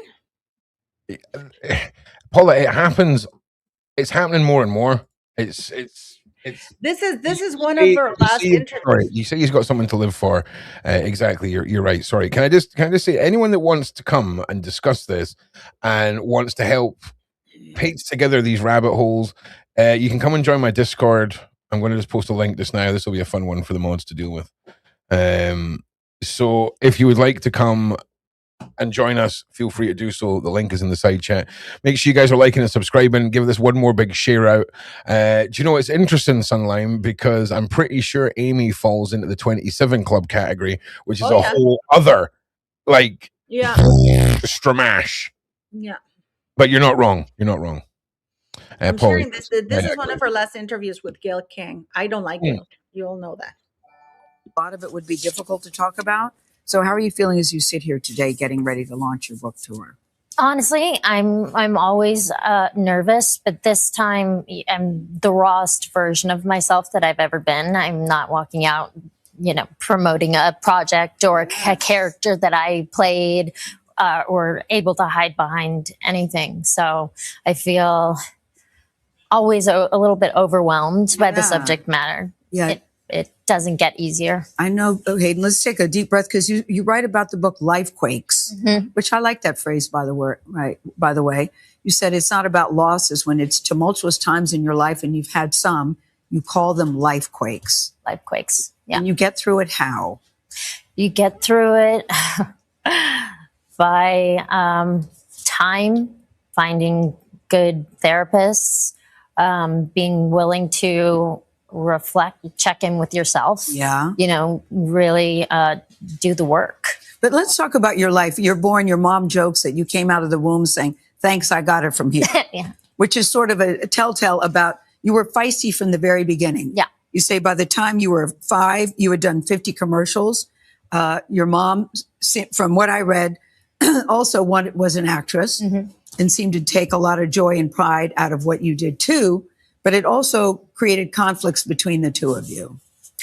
It's complicated, the relationship with your mom. When your mother is chosen to take the 8-month-old baby to the audition rooms, into those audition rooms, and it went from there and progressed into 50 commercials by the time I was 5. I was on a soap opera by 4 years old, and it never stopped, and it was every moment on set.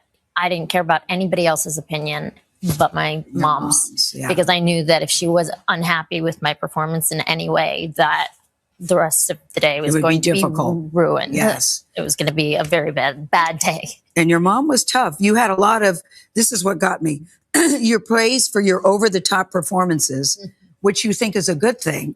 But what happened when you get the praise for being over the top in your performances? Yeah, that's something that I realized that I had been crying. Once people figured out that I could cry on cue the way that I did, it was in everything, literally every scene.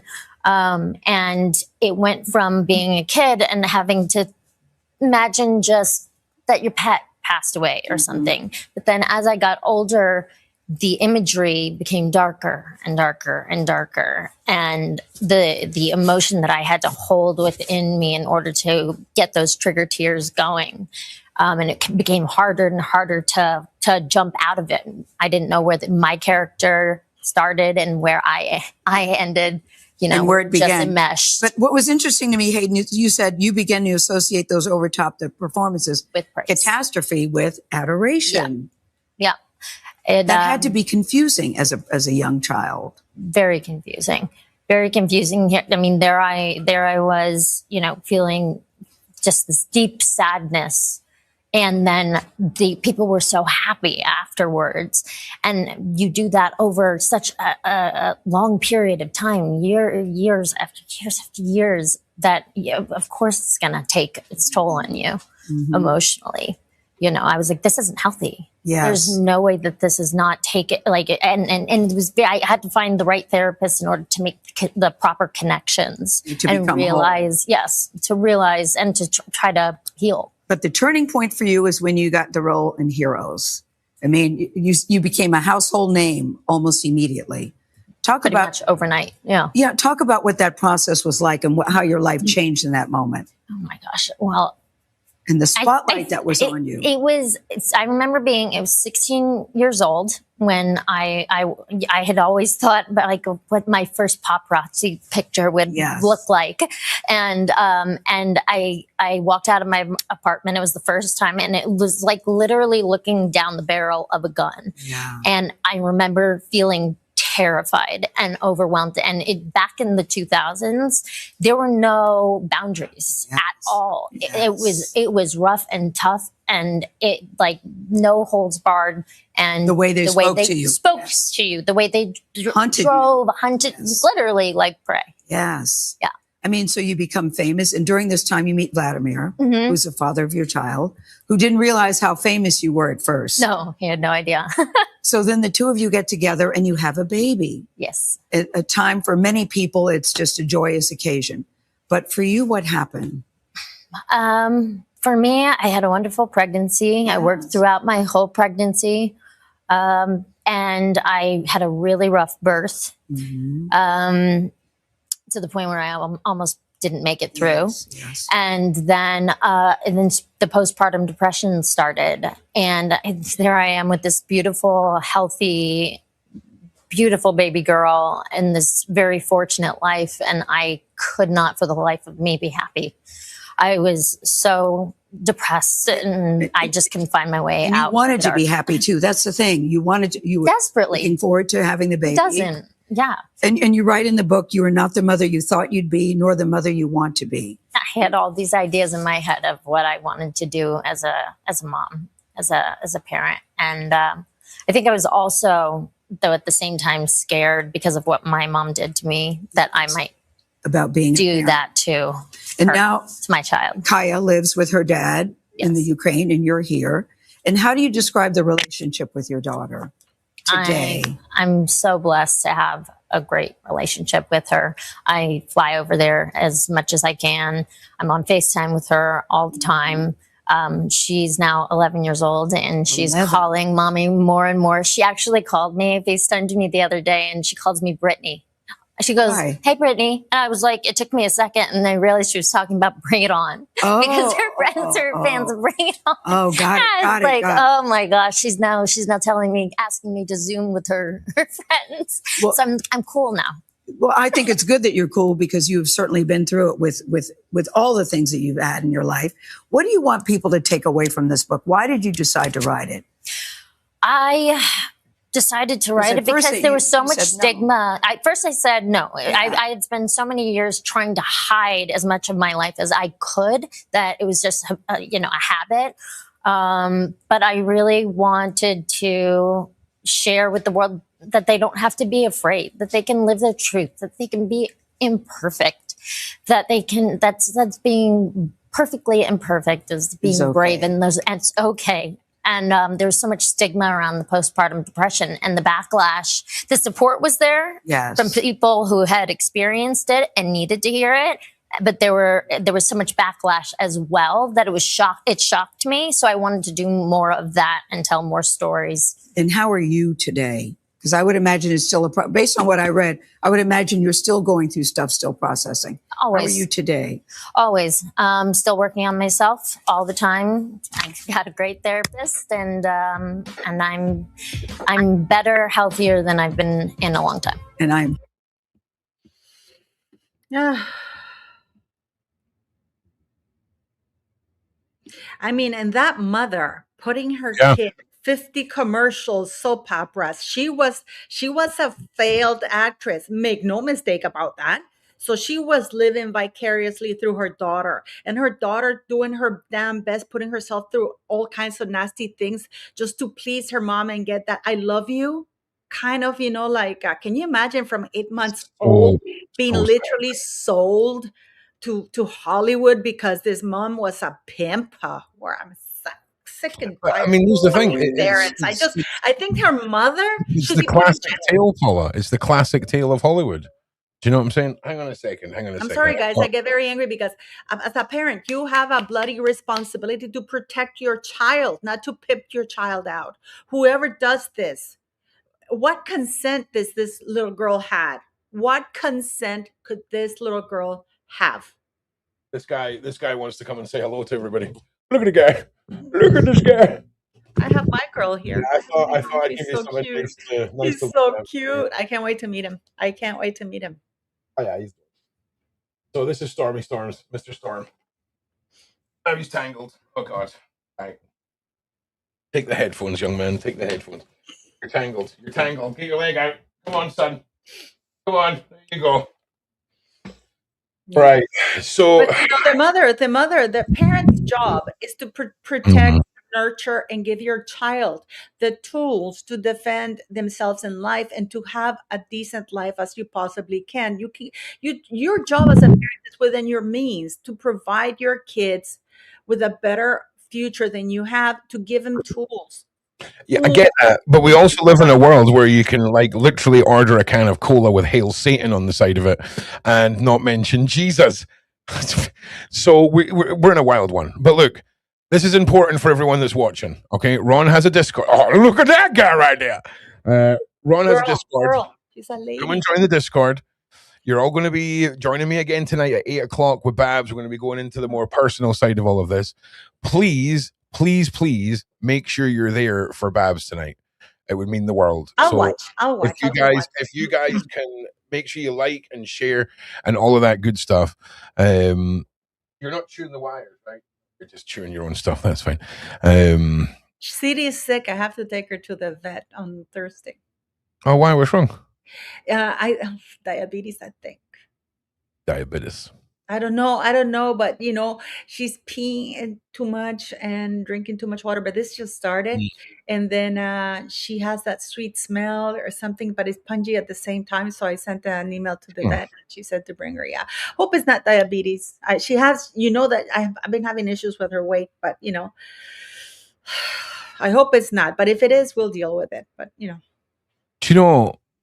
Just a fun fact to end on, right? There's a guy who spent the last decade microdosing himself with the most venomous snake venom in the world, just to be able to build up enough tolerance so that any of the most venomous snakes can now bite him. And get this, scientists have come along and taken his blood, and they may have found one vaccination cures all snake venom antidote from the antibodies in this guy's blood. Mad.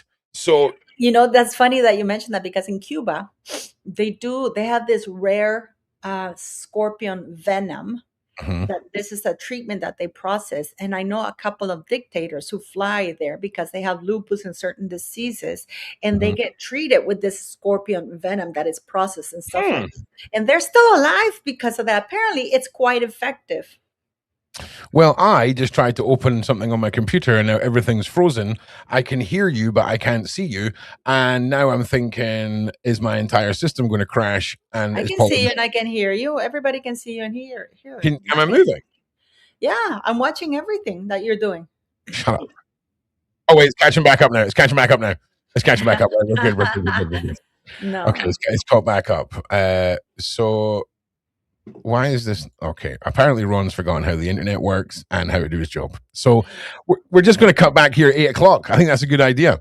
There will be most likely another live after that live tonight, sort of decompressing and talking about stuff over on my channel. And we'll be back tomorrow, Paula. Yes, we will. We'll have a lot more to do. Yeah. We'll talk about a bunch of other stuff, because we have so many news to talk about that we didn't talk about today. Yeah. Absolutely. Yeah. So tomorrow's show, we will be covering Hayden all week. We'll probably be 60% Hayden and then 40% our other topics, just to keep the news and everything moving along. I hope you come and join us tonight at 8 o'clock. Thank you so much, everyone, for being here. Come and join the Discord, and I'll see you guys at 8 o'clock. Deleted that stupid app. Yeah, well, listen, Paula, you're a legend, okay? And you should see that live I did. It was in Ron's channel, and I think for like 40 minutes of it was trying to get me to sign up into Discord or something like that. How Paula, to navigate it while I was eating chicken. It was just... Well, look, since there's so many of you lovely people here, right? There's like 1,600 of you across all platforms. I'm just going to shamelessly plug myself for a minute, okay? Yes. Ron has got some music. Live eating chicken. Okay, Ron has got his first album. I'm a songwriter. I'm not a musician, but this is my first album, Lost, of a trilogy of albums called Finding Your Way Through. I'm going to end this. I'm going to play you a song. And you're going to sit here and you're going to listen to the song, and then you're going to say nice things about the song, and then we're all just going to end our day. Okay, I'll play you the radio edit of the song, so you don't have to sit and listen through it all. And which one are we going to play? Which one are we going to play? Can diabetes? You can't cure diabetes on a dog, can you? I don't know. Maybe. I mean, if they could cure diabetes in people, would they actually tell us? No. Exactly. Do you know what I'm saying? Yeah. So, Caraxes. oh my God, this woman last night with her Told you it was a. phone I clips. told you he had a gangsta walk, and you didn't believe me, Ron. It's not out yet. Twin Flames on the second album. Can't play that yet. That's only for Ron's channel. You know, it's like I was sending Ron the thing about the House of Dragons and Caraxes. You know, when Damon called Caraxes, and I was sending him little clips of the flex of the dragons. I mean, Actually, do you know what? We're gonna play Best When I Break. Okay. So hang on a second. Am I like, well, like, oh, okay. Everybody can see what you're doing. You haven't frozen or anything. No, it's okay. It's okay. He's having a moment. Okay, but he's back now. See? Jerry, did your dog get cured though? You're saying that he took it. Did he get cured? You can manage it with diet. Oh, fuck. I'm doing okay, look, I will see you guys at 8:00. Love you, Paula. This is a song that I wrote mid-therapy this year when I realized that the level of creativity in me goes up massively when I am at my lowest. And that this song is all about that. This is Best When I Break. And I'll see you guys tonight.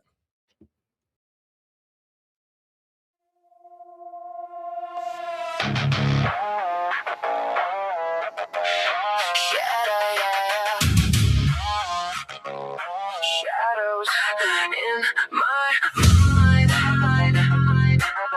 Feels like a warning song. Heartbeat in the undertow. Yeah, I know.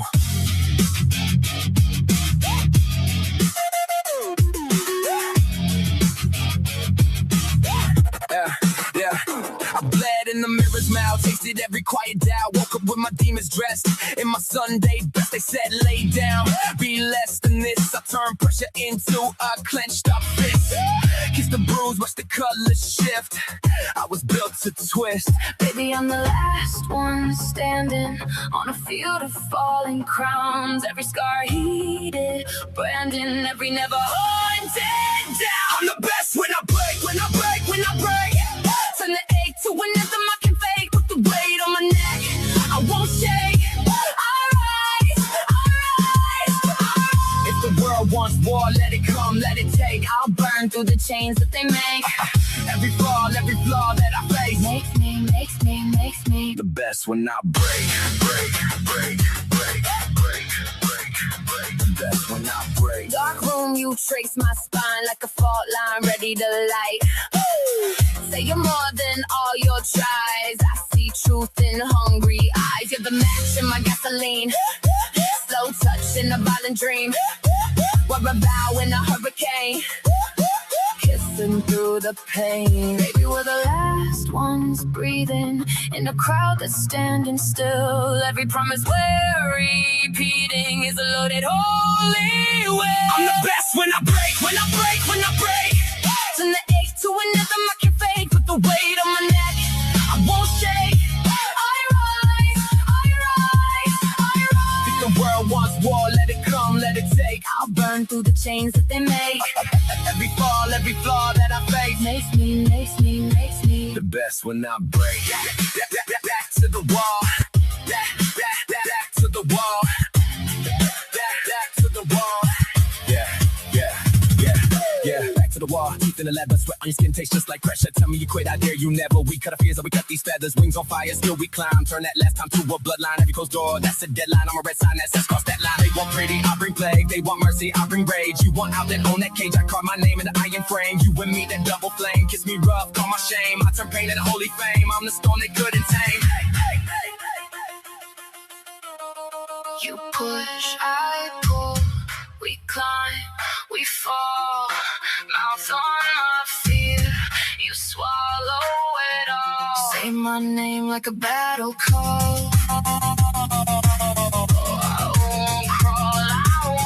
You're my proof when I feel small. Hand on my throat, I still stand tall. In the dark, I hear you call. We don't break. All right, we'll see you guys in the next one. I'm the best when I break. We're gonna get another bit with the Turn the ache to an anthem I can fake. Put the weight on my neck, I won't shake. I rise.